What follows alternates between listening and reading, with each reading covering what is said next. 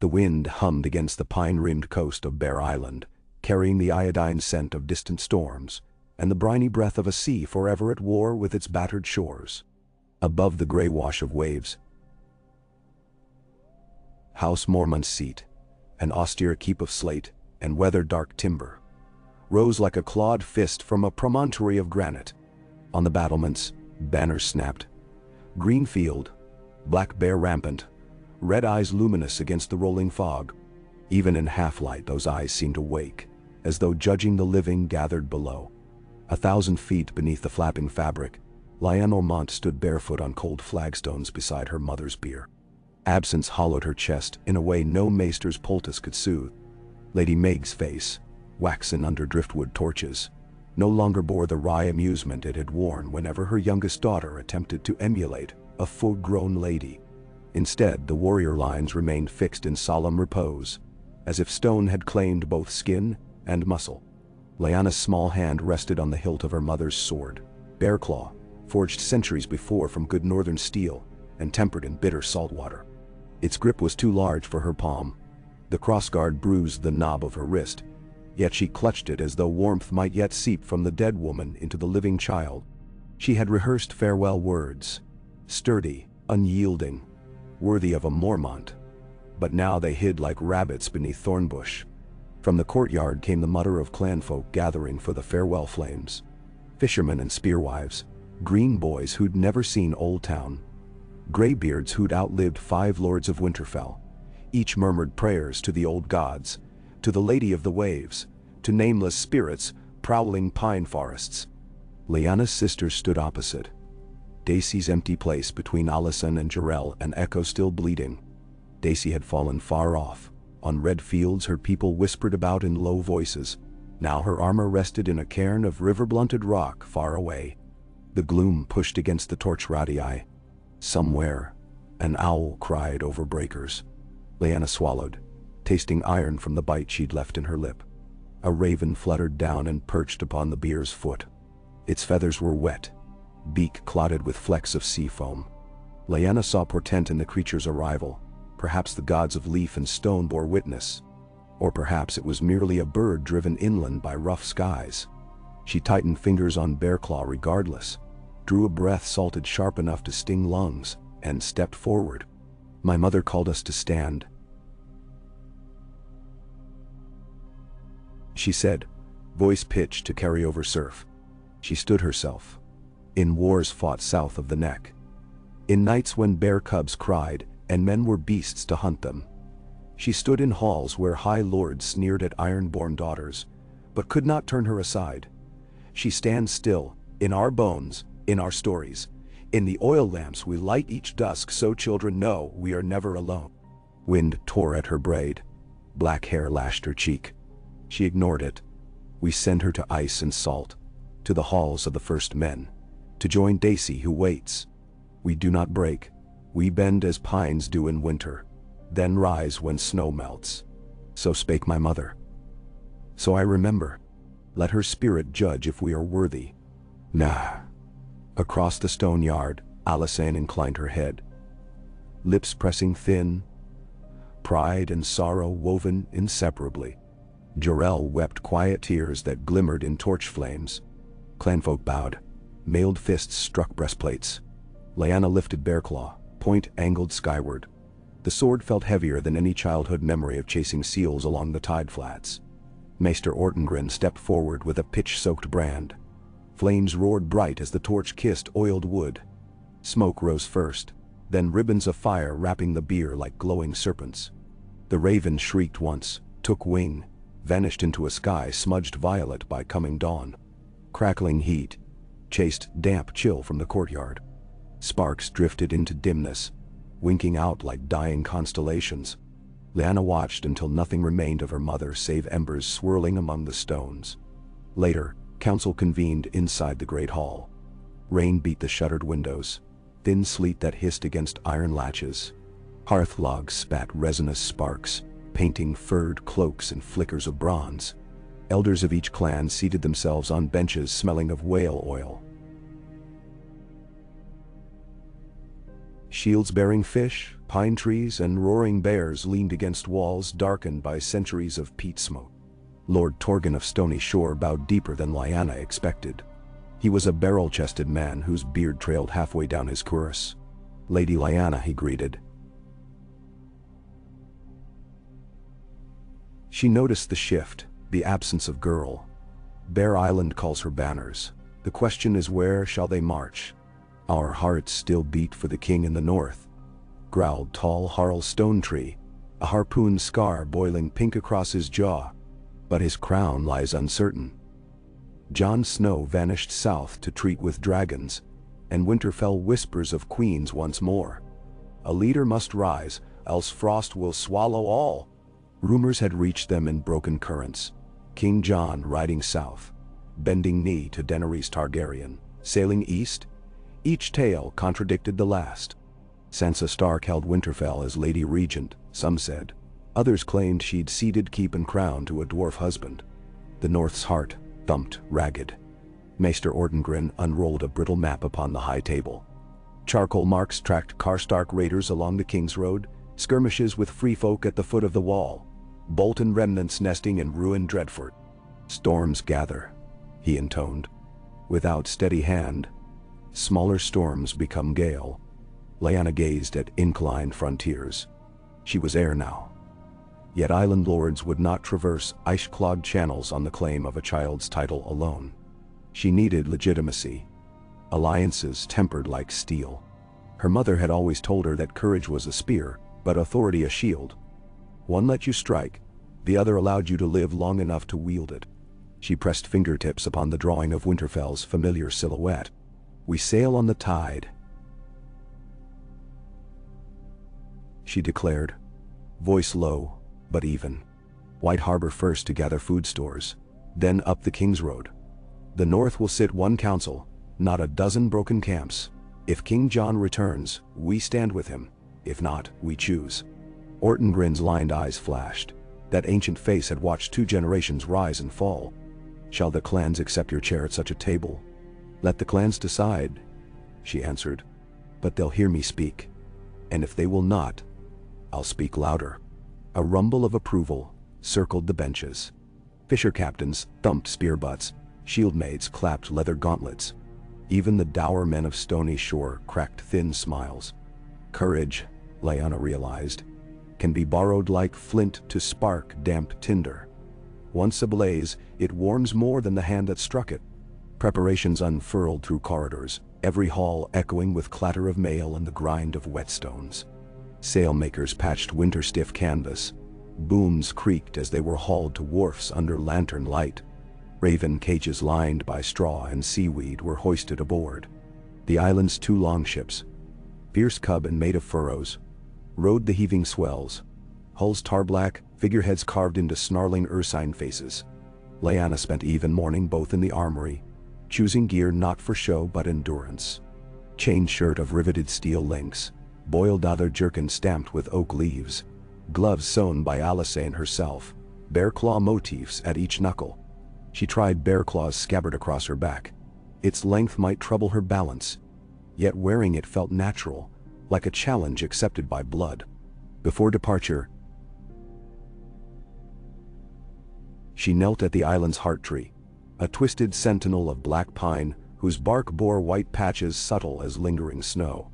No carved face watched from its trunk. Mormonts believed the god within disliked human likenesses. Needles glimmered silver under moonwash. Cold resin scent filled her nose.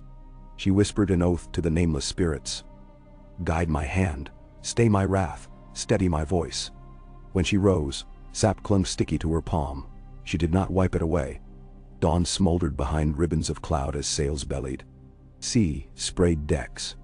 Gulls screeched overhead, chasing the refuse fishermen tossed to bribe good luck. Lyanna stood near the prow, Jarell's reassuring presence beside her. The older sister's eyes were the same green as depth soundings between reefs. "You know they'll test you," Jarell said quietly. "Every lord from here to Last Hearth. They'll test your word, your mettle, and your temper. Ben, I will not disappoint them. The bear sings loud." Jarell agreed, quoting old sayings. but claws/quiet. Lyanna's lips curved. Grim humor. But humor nonetheless. She studied waves mottled slate and steel. Each crest glistened like the flash of a polished helm. Spray kissed her cheeks, leaving salt tracks down already ruddy skin. The deck's pitch beneath her feet reminded her that islands raised daughters who did not fear shifting ground. And the crossing to White Harbor gnawed 3 days. Storm lines chased them the first night. Silver forks lancing distant water. Under a baritone drum.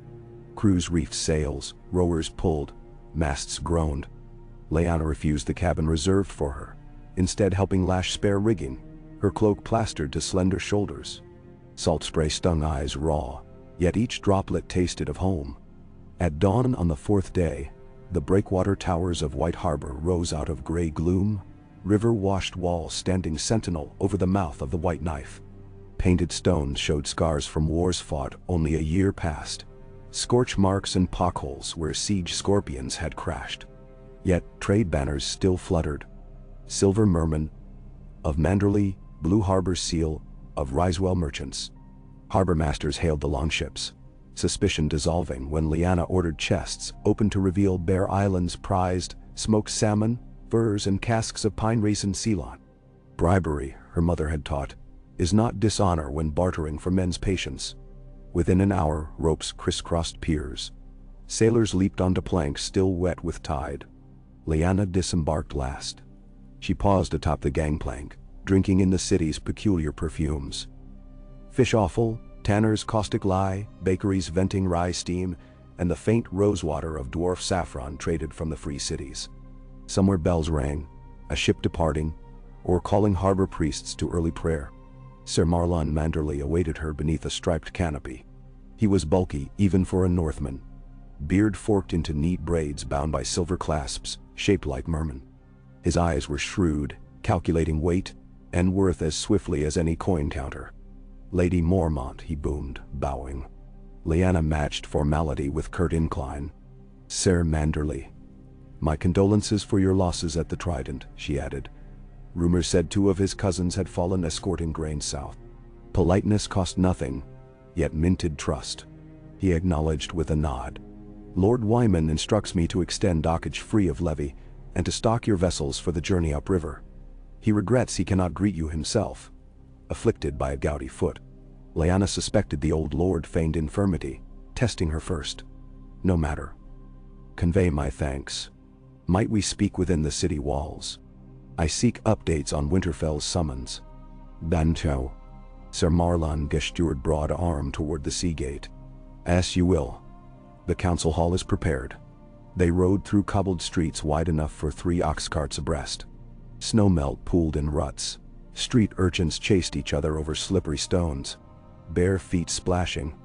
Merchants hawked pickled herring, iron nails, brined olives shipped from Old Town. Over everything towered the new keep, windows shuttered in jade-green lattice. Inside its audience chamber, Manderley banners curtained walls, waves stitched in silver thread, nearly lost within pale velvet. Lyanna took the seat offered. Servants poured mulled wine rich with honey and cloves, stews that heated belly though she barely sipped. Marlon unfurled a parchment. Lady Sansa of House Stark calls a great council at Winterfell. 9 days hence, he read.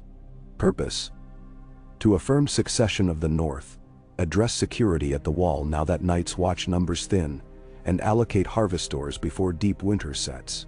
She requests attendance of all lords and ladies sworn to Winterfell. Bendamnal, Lyanna asked. Does she name herself queen? No, Marlon said. Nor regent. Merely Lady of Winterfell. Yet tongues wag. Some say she will claim the crown formerly worn by her brother, should King John be pronounced dead. Lyanna exhaled. Is there word of the king's death? None that I trust. Ravens bring contradictions. Some swear they saw him riding a black dragon over the narrow sea. Others claim he marches in Essos with unsullied spears. The maesters call such reports unreliable. Now. Lyanna's chair creaked as she leaned forward. Absence creates riddles. Kings should not be riddles. Marlin's lips twitched. Indeed. She set cup aside. Very well. We journey to Winterfell. Can Lord Wyman's men escort us the length of the King's Road? My own guard is stout yet small. You shall have 20 knights and thrice that in billmen, he promised. Our wagons bear white oats and smoked eel. They travel your pace. Business thus sealed, Lyanna lingered among the keep's arched windows, studying river barges inching under crane garms. Snowflakes thin as sighs drifted, melting upon glass.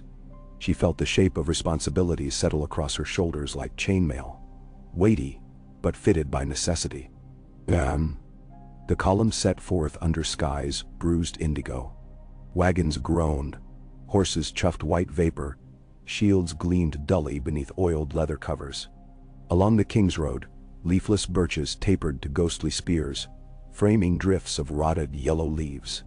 The party's rhythm, clop of hooves, creak of axles, soft conversation muffled by scarves, lulled nerve to steady hum. Only at night did the world outside campfires remind them of frailty. Far howls of shadow cats, crack of piled snow slipping from cedar limbs, the faint hush of something vast moving just beyond torchlight. It was on the 5th dusk that scouts brought news of Karstark riders shadowing them. Not a direct threat, yet men questioning purpose in measured silence. Lyanna summoned council around a fire. Flickerlight carved hollows beneath cheekbones, rendering each face more stark. We can't outrun them, said Galbart Pike, captain of Manderley Outriders. But nor should we. They'll track until satisfied we bear no hostages or plunder. Bender and Chow. Let them approach.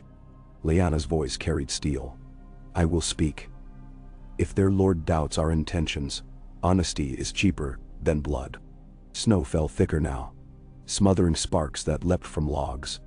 Pike eyed her as though she were older, heavier with scars. As you command. The riders crossed paths at dawn. Frost-layered beards, armor, even eyelashes. Lyanna sat atop a shaggy garron, hood lowered despite wind that nipped at exposed skin. She halted half a dozen paces from the Karstark leader, Sir Mors.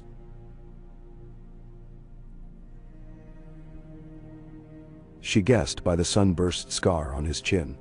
His men's axes bore black leather grips. The sigil on his surcoat had been darkened with soot, a mourning badge for their lord lost during Bolton treachery. Sir Mors lifted gauntlet in salute. Lady Mormont. Word was you set sail, and here we find you on the King's Road. Where bound? Winterfell, she replied, summoned to council. He considered. And afterward? That depends on the council's voice. Sir Mors' breath misted. Carhold rides too. Perhaps we share company. Menadasol. She studied him. There was challenge in his eyes, but also curiosity. You ride at our flanks. We will not hinder you. A single nod sealed the provisional accord. They moved on together, columns side by side yet separate, banners streaming like rival philosophies. Day followed day, miles sliding beneath iron-shod wheels. At Molestown they paused to water horses. At the ruin of a burned sept, they took shelter from driving sleet, silence broken only by the drip of melting snow through charred rafters. Children of small folk emerged from half-buried cellars, palms out for crumbs. Lyanna ordered stores opened, distributing oatcakes and salted herring. Compassion, she knew, bought goodwill more surely than fear.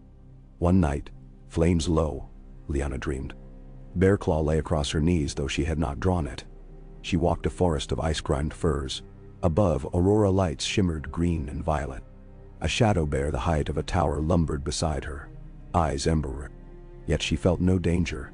When she laid hand upon its fur, it bent massive head, letting her place a crown of woven pine boughs between its ears. Snowflakes kissed the crown, each becoming iron scale, until it shone. The bear roared, soundless roar that rattled ribs, and trod onward into darkness. She woke with heart thrumming like drumskins. 2 mornings later, they crested a low ridge, and Winterfell unfurled below. Outer walls hugging inner, towers of sandstone and granite decked by fresh-laid snow. Above the tallest turret flew the pale direwolf on gray. House Stark rallied once more.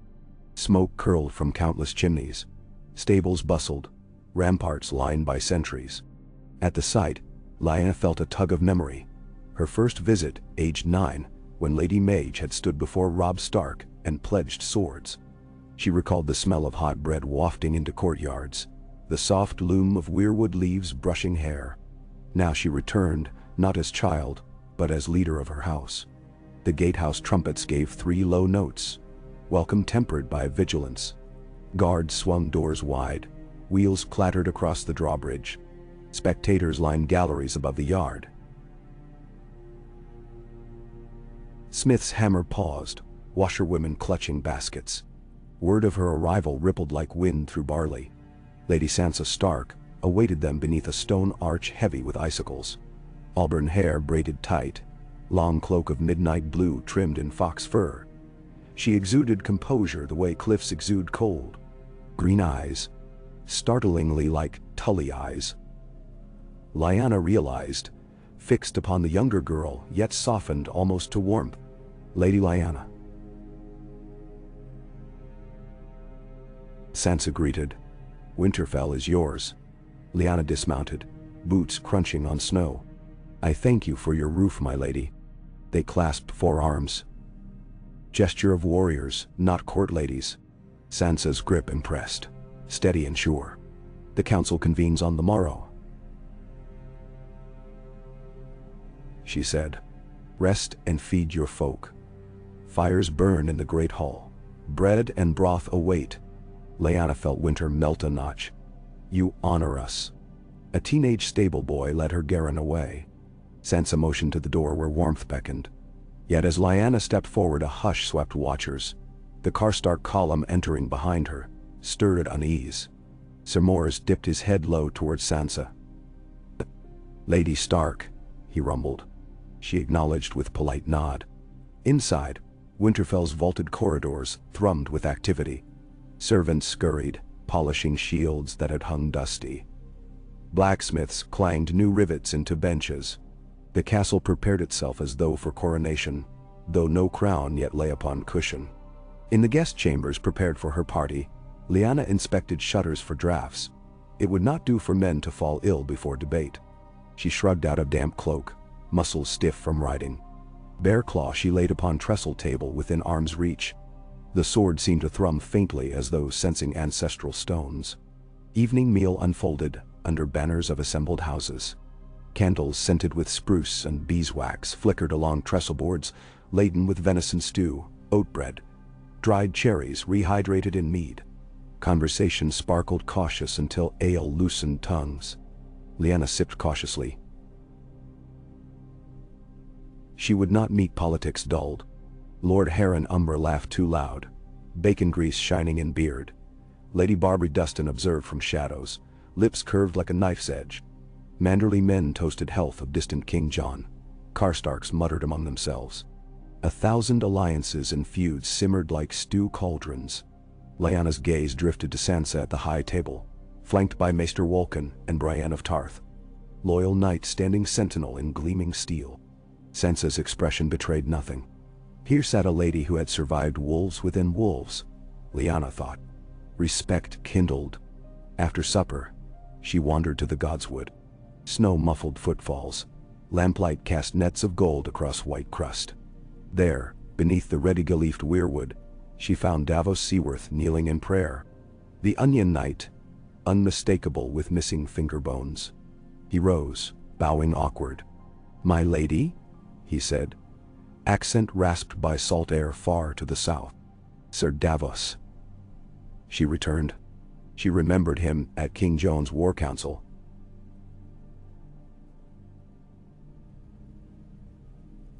Humble yet fierce in loyalty. You serve Lady Stark now. I serve the North, he corrected gently. Where its heart beats, there I stand. She tilted head. Hearts can beat in many chests. Davos breathed fog. That's why tomorrow matters. Lyanna touched gray bark carved with weeping face. Will King John return? If I believed rumor, I'd go mad. All I know is tides. They retreat, they return.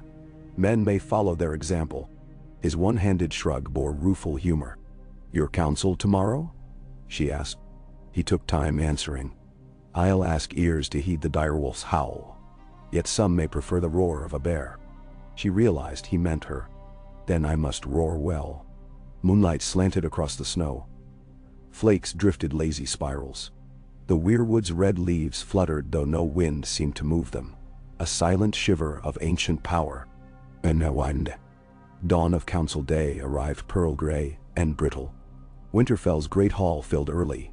Rushes sprinkled with sweet pine masked the smells of so many bodies, but tension remained palpable as frozen rope. Lords from White Harbor, Hornwood, Barrowton, and beyond packed benches in rank upon rank.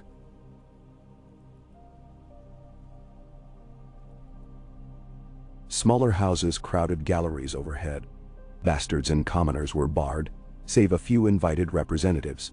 Yet rumor said hundreds formed knots in the yard, listening for raised voices within. Lyanna's seat lay near front, opposite Sansa's dais. To her right, Sir Mors Karstark. To left, Sir Marlon Manderley. Behind, Jorel and Alyson Stonesteady. She studied row upon row of house sigils. The leaping trout of Tully on Lady Serena's cloak. River Vassal come north for safety. The twin towers of Frey, still blood-stained despite new child lord. The bolt of House Bolton, though carried by young Lady Rhaena, who swore to renounce her father's cruelties and rebuild trust. Sansa rose. A hush like drawn breath swept benches. Welcome north. She began, voice sure, unhurried, ringing clear to rafters. We gather not for war, but for purpose. To decide our destiny while threats gather beyond our walls, human threats and others colder still. We come as free folk beneath the same sky and same winter. Speak now. Let every banner find voice. Bah. Maester Walken read messages, warnings from watchposts along the wall. Giants glimpsed again, whites stirring. Murmurs rippled. The wall now stood unmanned but for a skeleton guard. Jon Snow's last decree had left it to wildlings and Eggswatch brothers. Fear edged the air. Next spoke Lord Serwyn, advocating to crown Sansa for stability. Then Lady Dustin argued for a rotating council in lieu of monarchs. Sir Mors championed a war council first, crown later. Voices rose, tempers flared. Yet none addressed the void central. None spoke of a child queen. Lyanna watched. She felt the moment like a ripple building before a wave breaks. The hall waiting, hearts balancing between certainty and doubt. She stood. At once, chatter dropped. Even those far-in galleries craned. She had to rise on toes to be seen over table, yet somehow she felt taller than the ceiling's age-blackened beams. I am Lyanna Mormont of Bear Island, she said, though her name needed no introduction. Formality braced conviction. I was 10 when Stannis Baratheon marched into the snow, 11 when the bastard Ramsay flayed men for sport. I saw my mother sail to war. I waited while raven scratches told of swords drenched crimson. I have lost kin. I have lost innocence. But I have not lost innocence. But I have not lost the North. She walked from her bench, bare claw at hip, steps echoing. You ask who shall guard us. Some name Lady Stark. She turned, meeting Sansa's gaze, respectful nod. She is wise and brave. Others call for councils. Councils dissolve when food runs thin and spears grow bright. Some look south again, hoping dragon queens will notice our hearthfires. I ask instead, why seek answers in others when we are here? The North breeds hard sons and daughters. It taught me that kingship is not age or height or iron crown. It is duty. Ben? The so one. She drew bare claw. The rasp spilled steel into hush. Blade glinted. I am but one girl. Yet bears fight in winter when others hibernate. If the North wishes a voice free of southern chains, choose me. Breath steamed from her lips. Not because I crave power, because I crave guard posts manned, children fed, dead laid to proper rest. Judge me daily. If ever I fail, strip me of honor. But let us at least choose. Mensao. Shock ricocheted through benches, gasps, ripples, sudden fevered whispering. Sansa's eyes widened, then narrowed thoughtfully. Sir Mors leaned back, arms folding, expression veiled bemusement. Somewhere near rear, Lord Wool roared laughter that rang jubilant. Then a voice. The bear speaks true. A figure pushed up. Lady Asha Greyjoy, leather jerkin smelling of salt and tar. She has spine enough for 3 men. Next Lord Manderley. Mormont stood with Winterfell when cold winds blew. Let us weigh her courage. He raised wine flagon toward Lyanna, almost ceremonially. Yet others hissed dissent. Dustin men muttered of youth. Carhold whispered of lineage. Lyanna remained still. Sword lowered point down like sapling taking root. Debate broke, surging. Sansa lifted hand. Argument dimmed. Lady Mormont's offer is bold. We owe her hearing. All eyes turned again to Lyanna, awaiting plan, proof, miracle. She breathed deep. I ask no blind faith. Tomorrow at dawn, let banners muster in the yard. We shall test readiness, archery, swordplay, council of logistics. Invite masters of coin, maesters of ravens.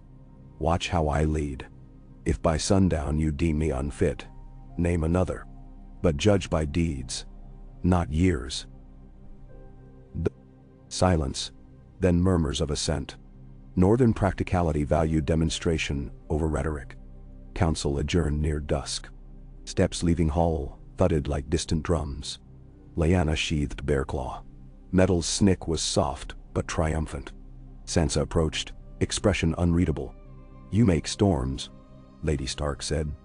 Does Winterfell fear lightning? A hint of smile, quick as falling snowflake. Never. Lightning shows us the shape of clouds. Bow. Lyanna bowed small. Then let tomorrow shine. And night weighed heavy. Within her chamber, candle-eye flame bent in draft like knee to unseen hand. Lyanna unbuckled sword belt, fingers trembling. Not from fear, but from aftershocks of standing before lords who might tear her words to bone. She looked at her reflection in a polished helm. Cheeks flushed, eyes bright with adrenaline. Did she appear childish? Or had the hall glimpsed what she felt? A bear cub grown teeth overnight. Jor-El entered, carrying basin of warmed water. Your voice carried, she said simply. She dipped cloth and dabbed mud from Lyanna's brow.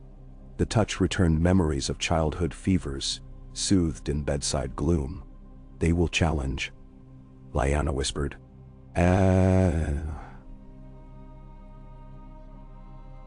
As they should. Answer them. Jor-El smoothed unruly hair. Mother would have grinned herself sick listening today. Tightness loosened within chest. I hope so. Outside, somewhere in courtyards, steel clanged, guards sparring in moonlight. The north never slept wholly. Lyanna pulled furs across shoulders, letting heavy weight anchor mind. Tomorrow, she would stand on packed Keysno Yard commanding archers older than her by decades. She would call for larders to be inventoried, for ravens to fly with coded signals, for smiths to count arrowheads still needed. She would do these things because she must, because Winter asked payment in leadership or lives. She closed eyes. The dream bear returned, crowned now not in pine iron but silver forged with runes. It lumbered beside her, warmth radiating like hearthstone. Together they walked into swirling snow that did not bite. Snow that glowed faint blue as if lit from beneath by dawn, yet to crest horizon. She slept, and the north turned slowly beneath its mantle, listening, deciding. Morning crept over Winterfell in ghostly layers, a slow kindle of pearl light that stained the sky just enough to outline the looming towers before color seeped back into the world. Long before the sunrim brightened, trumpets shuddered over the yard. 3 short blasts, a pause, then 2. A summons Sansa Stark had ordered for the day's trials. Snow still clung to lintels and arrow slits like powdered chalk on stone carvings, but everywhere steel rang and hooves clopped as the castle's heart thumped awake. Lyanna Mormont had been on her feet since the black between night bells. She stood beside a table dragged into the open yard, a makeshift command board fashioned from old shutter slats. Across its surface, she sketched formations in charcoal. Rectangles denoting infantry, dots for archer clusters, tiny waves for supply wagons. Around her thronged scribes, quartermasters, and any lordling willing to soil fur cuffs with soot. The air tasted of pine smoke, from dozens of braziers, and of cold iron sharp enough to sting tongues. "Stores first," she told the gathered men and women, voice clear despite the gradual swelling of activity. "If winter buries us early, armies starve faster than they freeze. Bear Island brings dried fish and smoked elk. House Manderley's larders carry oats and eel. Hornwood smokehouses will muster venison. We list quantities, then gaps. No guesses, numbers." A dusky-skinned woman from Widow's Watch, the steward Threa Holt, lifted her quill. "And when the numbers don't please the council, my lady, then we cull festivals before we cull children," Lyanna replied. "We ration. Better a thin summer born than a dead one." A rumble of assent greeted the bluntness. Lord Harrenumber clapped his meaty palms as if applauding a bawdy song. Sir Mors Karstark merely scratched the frost-rimed edge of his beard, expression unreadable.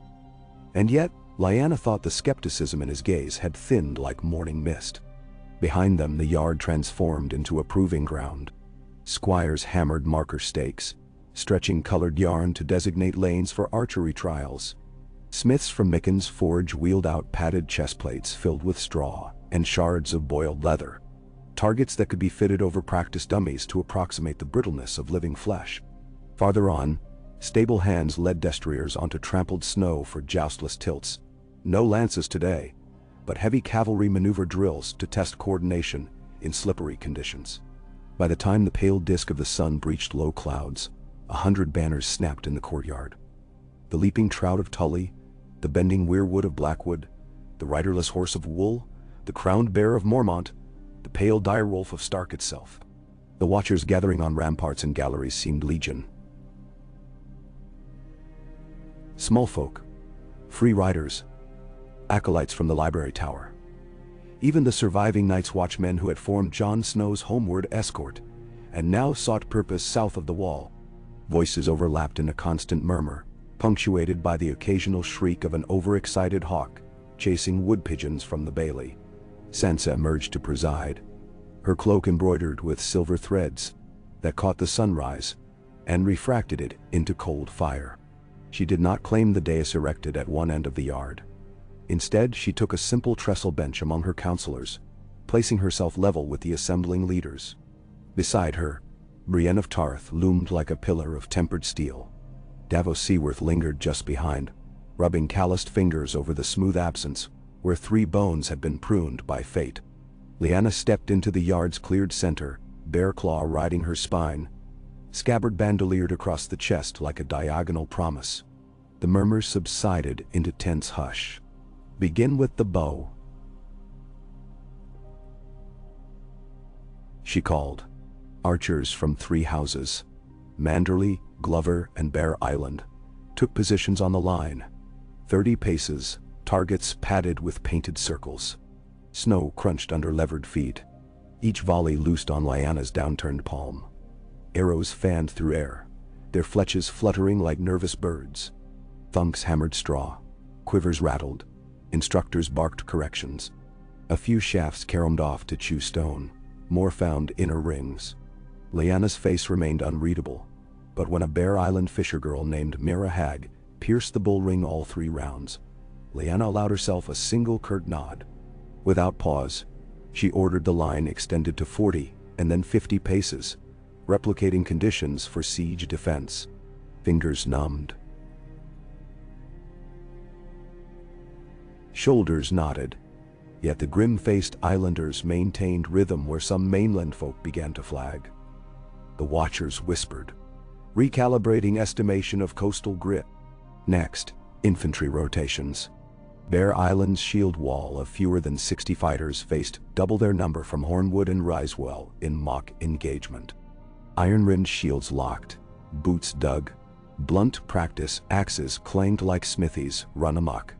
Snow churned to slush-tinged pink from cut knuckles and bruised lips, but the line held. On Lyanna's whistle, Islanders snapped formation, feigned retreat. When pursuers disorderly dashed to claim advantage, Jorel Mormont barked a word, and hidden reserves swarmed out from behind the lumber racks to flank. Gasps rose along the parapets as the flanking detachment enfolded the rival line like a vice. Sir Mors grunted approval. Old bear tactics. The respect in his tone was reluctant, but unmistakable. Logistics was more arcane to spectators, but perhaps more telling to the lords who would decide a crown. Lyanna escorted a cadre of stewards into Winterfell's ancient vaults, granaries with slate roofs as thick as war horses, storage tunnels dug by first men to hide from winter storms. Torchlight licked earthen walls as rations were inventoried aloud. Bushels of barley, sacks of chickpeas shipped from Old Town's surplus, smoked goat huts jammed shoulder to shoulder. For each slate chalkboard tally, Lyanna appended allocations. So many pounds for northernmost watchposts, so many for the settlement at Queenscrown where free folk had resettled abandoned crofts. These shares to be escorted under White Wing banners sworn to neutral passage, those to be chipped from castle stores but repaid in labor by small folk forging arrowheads. She spoke not just of numbers but of accountability. Ravens every 5th day to confirm deliveries. Triple-signed ledgers kept by maester and clan chosen steward both. When questions arose, how to feed the free folk now allied, how to tax White Harbor's merchants without stifling grain flow, she answered with the crisp assertiveness of a woman far older than her 14 winters. Maester Walken scratched notes, eyebrows climbing behind narrow spectacles. Lord Wyman Manderley, gouty foot notwithstanding, had wheeled himself into the vault. On an oaken chair, pushed by 2 guards, he stroked his chins and murmured to Lyness, his granddaughter, that the young bear cub could sniff out silver corruption like a mastiff. Hours spun into noon, then afternoon. Clouds thickened and sagged low, smudging the horizon. Lyanna broke only long enough to snatch trencher bread soaked in mead broth from a passing squire. In those moments she stood alone beneath the shadow of the broken tower, half-ruined since Theon Greyjoy's folly years before. She gazed at shattered stone, the emptiness of windows gaping like old wounds. Buildings, she thought, could be humbled and built anew. So could kingdoms. A horn sounded from the south watchtower, 3 short pulses in quick succession. Not the scheduled signal. Within heartbeats, the yard's bustle froze into poised suspense. Gate sentries leaned over the crenellations, words lost in too keen wind. Lyanna's hearing seemed to sharpen. The horn notes still quivered in the air, and she caught the faint clamor of iron on iron from beyond Winterfell's curtain. She signaled to Jorel. Scout riders, report. While ravens were readied, Ser Brienne hurried toward the gatehouse ladders. Sansa joined her, ignoring protests from guards who begged their lady to stay within stone walls. Lyanna followed, boots skittering across icy steps. The vantage from the gatehouse platform presented a rippling sweep of white fields crossed by the King's Road like a dirty ribbon. And on that ribbon crawled a knot of wagons rolling hard, outriders in disarray. Black fumes rose behind them where carts lay overturned, flame-eating canvas. At least 20 riders assailed the stragglers, axes flashing in the winter glare. Lyanna borrowed a long eye tube from a Karstark archer and trained it on the fight. Sel's words. The mismatched leathers, the flapping scarves of Free City cutthroats, the absence of any sigil but coin. She recognized the drooping manticore emblem sewn onto one reaver's cloak, the bloody mummers or what remained of them, still scavenging the war-battered north for spoils. They've hit our oat wagons, Davos muttered, peering beside her. Those belong to House Woolshare. Lyanna inhaled a lungful of snow-cold air that flashed through her like new fire. Open the gate. Sansa's head whipped toward her. The walls protect us. We can't risk the yard. They'll burn my supply before they reach the moat, Lyanna said, jaw set.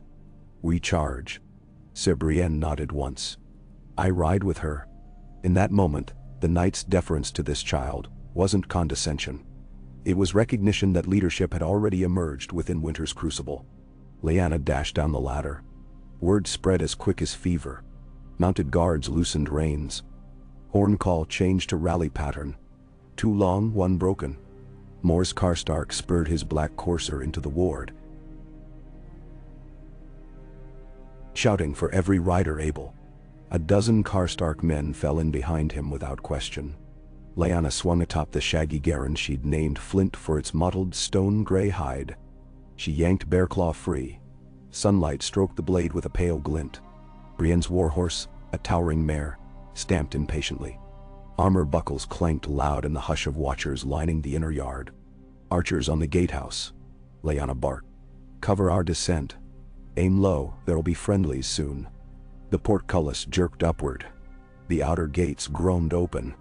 5 heartbeats later, the sortie thundered forth. 23 riders in ragged wedge, hooves ripping frozen sludge. Snowflakes whirled, startled by the passage, like pale moths in an unexpected gale. The cold lashed Lyanna's face, but heat surged behind eyes. The wagons came into brutal clarity. One cart axle split, its load of oat barrels blazing where a torch had been jammed among staves. Another wagon's driver lay face down in the blood-freckled snow. 2 sellswords wrestled with wool spearmen beneath the third cart, boots slipping, curses snatched away by wind. The smell of pitch and roasting grain filled the throat with acrid bile. Karstark outriders hit the flank first. Axes met axes, men bellowed. The wedge shattered into individual duels. Brienne plowed through 3 bandits in a single pass, cutting a bloody swath. Lyanna veered left, sighting a sellsword raising his sword to cleave a trapped driver. She drove Bearclaw forward with both hands, steel jarring as it met the man's lighter blade, knocking it aside. A second strike lopped through fur lining and caught collarbone with sickening crunch. He stumbled away, scarlet hiss steaming under the gray sky. A sellsword tried to drag her from the saddle. The hand closed around her upper arm like iron. She twisted low, the training of Bear Island spearwives echoing. Slash reverse across belly. Bearclaw's tip parted leather, hot arterial spray fountained. The man folded, eyes huge. Shouts tangled in her ears. Protect the barrels! They're circling. Someone wailed for a maester. Lyanna spotted 2 reavers lugging a cask of lamp oil toward the remaining intact wagons. Arrowheads hissed overhead, but missed their mark. Flint's hooves churned slush as she bounded across the fray. She skidded from the saddle almost before the pony halted. Snow numbed her ankles where fur boots had slipped. She drove Bearclaw point first into frozen ground, anchoring and ripped a throwing dagger from the nested belt at her waist. The first reaver never sensed danger. The dagger buried deep between shoulder blades, and he crumpled. His companion spun, raising torch. Then Brienne's armored bulk rode him down, the mare's forehooves smashing torch and ribs alike. More arrows thudded, this time accurate. Winterfell archers had found their range. Sellswords began peeling away, spurring mounts southward, but Karstark and Manderley riders harried them mercilessly. Within minutes, the skirmish dissolved into rout. The last 2 bandits fled across a crusted hollow where snow dusted the iced-over pond. One archer's shaft cracked the ice behind them, but no purchase. The villains vanished into tree line. Lyanna's lungs thundered. Frost had gathered like glass on her lashes. She pressed gloved fingers against her own ribs to confirm no creeping wound. Blood sprayed across Bearclaw's fuller sparkled black-red in the failing sun. Snow sifted onto her hair, crusting into little stars. Around her wagons smoldered. Sansa's stable master ordered water buckets. Spearmen forced a cask's lid, sloshing liquid onto flames with frantic slaps. The oat barrels could be salvaged. The fire had licked, but not gutted. Dead sellswords lay scattered like discarded dolls, patches of red blossoming beneath them, quickly hidden by falling snow. Brienne dismounted and offered a hand. Lyanna took it wordlessly. No shame in accepting strength her mother had taught. Once upright, she surveyed the carnage, noting casualty count. 3 wool drivers hurt, 1 likely fatal. 2 Manderley outriders bore shallow cuts. Among Karstark's only bruised pride, her own riders, None lost. Relief buzzed behind her sternum until it blurred into weary exhilaration. She signaled to Davos, who had joined them afoot, cloak flapping like a ship's sail. "Have the wagons hauled inside, double patrols on the south road. They'll ride for fresh men if they're clever." "Aye, m'lady." He met her gaze, sea-blue eyes twinkling with rueful admiration. "That was as clean a scrap as any I've seen, and better led than some fleet actions." "Save flattery for Sansa," Lyanna answered, wiping blade on torn cloak from downed foe. The gore smeared blackish, already congealing in the cold. "We still have to prove more than swords." Back inside the walls, the returning sortie was greeted by a roar from those who had watched helpless atop the ramparts. Sparrows of celebration fluttered in the gloom, thrown caps, rattling spearbutts on flagstones. Lyanna dismounted to no fanfare. She walked among the wagons to ensure each barrel, each burlap sack, each surviving driver reached the granary arch intact. Only when the gates clanged shut and torches flared for evening watch did she allow her muscles to sag. Brienne escorted her to the solar adjoining Sansa's rooms, where maids laid out warm water and linens. An elderly healer named Marina fussed over her arm where a bruise bloomed. No break, only blood pooling. Still, the healer insisted on comfrey paste that smelled like damp moss. Sansa appeared in the doorway, shadows painting her cheekbones delicate. She dismissed attendants with a nod. When they were alone, she stepped forward and cradled Lyanna's chin lightly between thumb and forefinger, inspecting for hidden injuries as an older sister might a headstrong child. Lyanna stiffened, pride, but did not withdraw. "That was reckless," Sansa murmured. "And it was exactly what they needed to see." Lyanna snorted. "Reckless or necessary?" "Both. Leadership often is." Sansa released her. She sank into a chair opposite the wash basin, fingers knotting loosely in her lap. "The lords are unsettled. They expected display of discipline, yes, but not open bloodshed. Now they whisper whether the cell's words were a test you arranged." Lyanna's brows shot upward. "I'd sooner flay myself than bargain with mummers." "I know that," Sansa replied. "But rumor is water. It finds cracks. We must seal them." "How?" "By turning speculation into admiration. Tonight at supper you will not boast. You will speak of the drivers you saved, of the grain we still possess, of the duty every house will share in guarding supply. Humility from a victor is rarer than victory. Show them that gift." Lyanna considered. "I can do this. I've no doubt." Sansa's smile was small, genuine. "Another thing. Maester Wolkin says the Raven Tower has been aflutter since the fight. Messages carried to Deepwood Motte, Last Hearth, perhaps beyond. By tomorrow, every bannerman in the north will know a girl drove sellswards from the King's Road and preserved winter oats. Denderowensha. Let them know." Lyanna clenched her unbandaged hand. "Let the wall itself know." That night, the great hall swelled near bursting.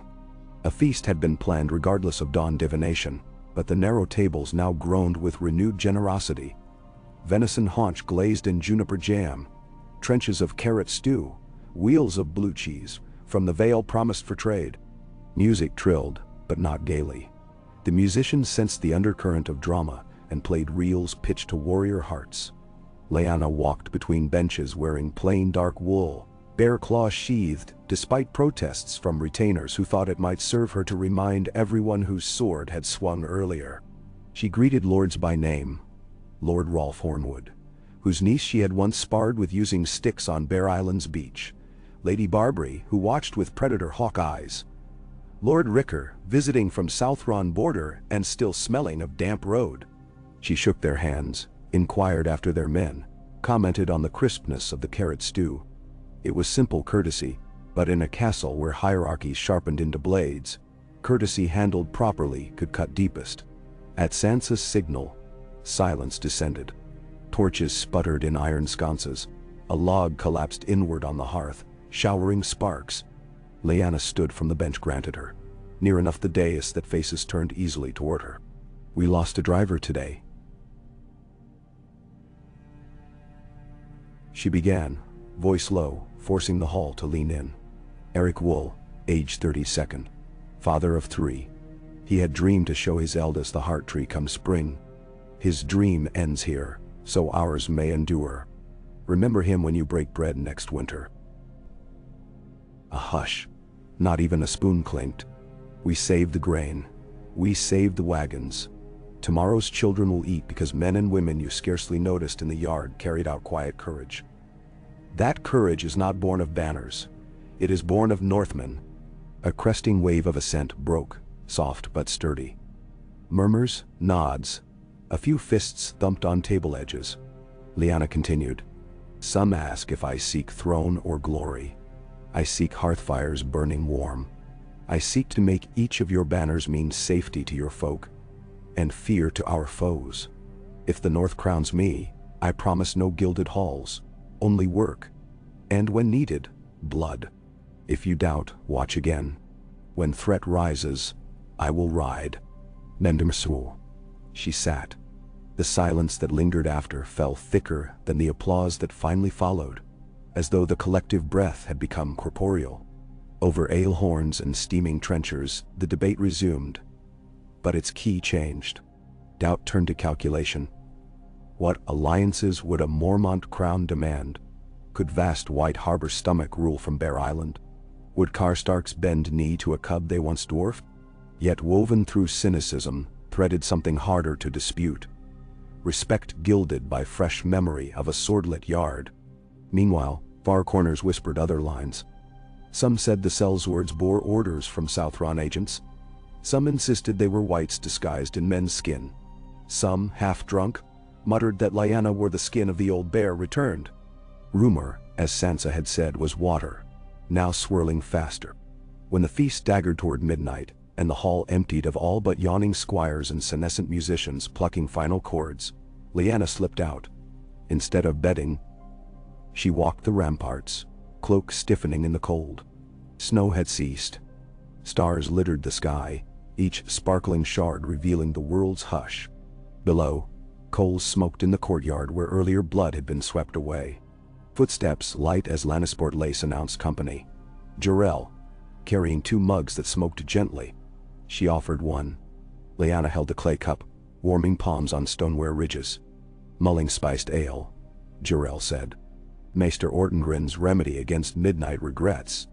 Lyanna inhaled steam scented with cinnamon, drank. Sweetness coaxed a sigh. Can remedies banish doubt? They can blunt its teeth. Then I'll need a barrel. She traced a finger along the crenellated top of the rampart. Tomorrow they'll vote. Or maybe they'll delay again, Jarrell guessed. More discussion. That would be a vote in itself. Lyanna tipped head back, gazing at the aurora faint along horizon. Green ghosts waltzing. Every delay means winter drags us by the heels. Jarrell set her mug aside. If you claim the seat, I stand with you. So will Alysanne. The island will follow the bear's roar. Lyanna swallowed against a sudden tightness. I didn't ride south for kin alone. The north needs walls of flesh and will. But sometimes I wonder whether all this would break Mother's heart or swell it.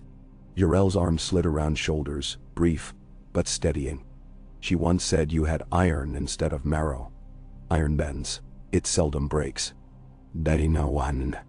They stood so, silent, until a raven fluttered from the rookery tower and wheeled above their heads, cawing once, a ragged noise that snapped the night's stillness. Lyanna watched it slice the sky, a pinprick silhouette between constellations. In that moment she felt at once as small and as necessary as the bird, fragile in cold air, yet essential to the tapestry overhead. Next morning began not with horns but with ravens, scores of them beating wings above rooftops as if some unseen drummer had signaled muster.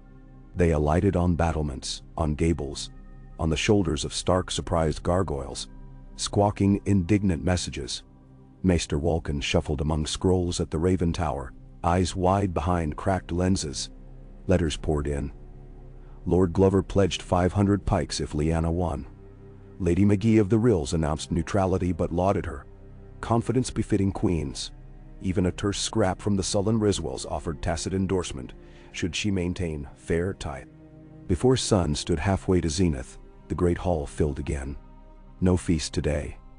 Benches rearranged in a wide circle, dais abandoned, chairs of equal height stolen from storerooms so no one towered above another. At the center, floor was strewn with red-brown leaves from the godswood, rustling under footfalls, a symbolic ground, older than thrones of iron or weirwood alike. Sansa opened with simple words. The North must choose. She did not nominate herself, nor anyone. Instead, she retreated to the circle's edge and folded hands, blue cloak pooling. The choice would be organic or not at all. Lord Wyman mannerly propelled his wheeled seat forward, joints creaking. When I pledged to King Robb, I swore to a wolf's crown. Wolves remain dear, but our pack scatters. We need a hunter that bites the hunters. The cub has claws, Barbary Dustin said, lips curling, yet claws dull. She is 14 winters. So was Torrhen Stark when he led his first raid on Andal galleys, countered Harren Umber. Winters refine iron quick. Ser Mors, Rose. Carhold, lost brothers, under Bolton knives. We need a hand steady, not impulsive. Yet, she drew sword for strangers yesterday. That counts. Now. Voices swelled. Alliances pivoted mid-sentence. Pride wrestled caution. Through it all, Lyanna listened without speaking, pulse thrumming like deep drums echoing across a frozen fjord. She studied each speaker, weighing ego and fear, storing knowledge like arrows in quiver. At length, Davos Seaworth asked leave. Surprisingly, the circle granted the smuggler a voice. He cleared his throat. I've sailed stormlands, fought on Blackwater, seen princes drown and queens burn. Crowns do strange things to men and women. Tilt their heads until gaze drifts above common folk. Yesterday I watched a little lady leap from a saddle to save a driver named Auric Wool, whom she'd never met. That tells me her gaze is still at eye level. Namsa. He gestured to Lyanna. Let her wear the crown if you wish, but keep her looking forward, not upward. The hall fell hush so thick, one could almost hear snowflakes collide outside. Sansa stood. We decide now, she said. Raise hand for Lyanna Mormont, Queen in the North. Hands rose. First Manderleys, ring heavy. Then Hornwood, then Karstark. Then smallfolk representatives allowed tokens say. A swell of arms like winter-stripped branches followed. Some hesitant, some fervent. Lady Dustin's hand wavered before lifting shoulder level, reluctant yet undeniable. When Lord Umber thrust both fists upward with a roar, the decision crystallized. Sansa's eyes glimmered. She turned to Lyanna, nodding down a path that smelled of pine resin and destiny. A hush as collective breath drew in. Lyanna stepped to the center, leaves crackling under boot. The circle closed behind her, like the rim of a chalice. She met every gaze, then unslung bare claw. Kneeling, she placed the sword horizontal across open palms, an offering to the assembly. I did not seek this for glory, she said softly, voice echoing off bare stone.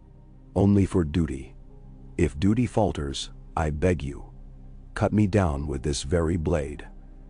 But if I serve true, then stand with me as shield wall stands, unbroken. Silence answered, not empty but full. Of acceptance, of fear, of the electric hush before thunder.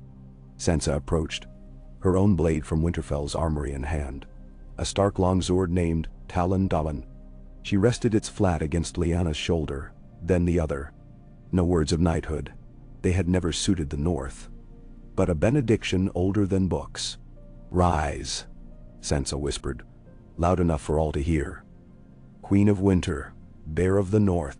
Lyanna rose. A roar crashed through the hall, so loud the banners overhead snapped as if struck by wind. Fists hammered tables, boots stomped stone. War horns outside answered with jubilant skirls.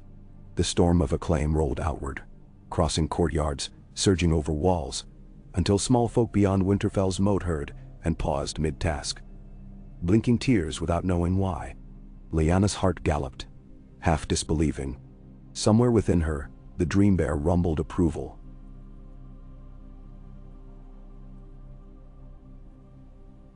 silver crown gleaming on shaggy head. She lifted bare claw and let the blade catch torchlight. A single flash like dawn across still water. The North had chosen, in frost and flame, in council and combat. And now the long winter would meet a queen unafraid of its fangs. Yet outside the ramparts, wind shifted. Clouds writhed in sullen banks to the east, bringing whispers of dragons on wing, of dead men that walked beneath starless skies, of histories not yet written, duties aplenty, burdens heavy as ironwood trunks. But for this heartbeat, Lyanna tasted the crisp air of possibility, sharp and bright as the first apple after a hard harvest, and she savored it.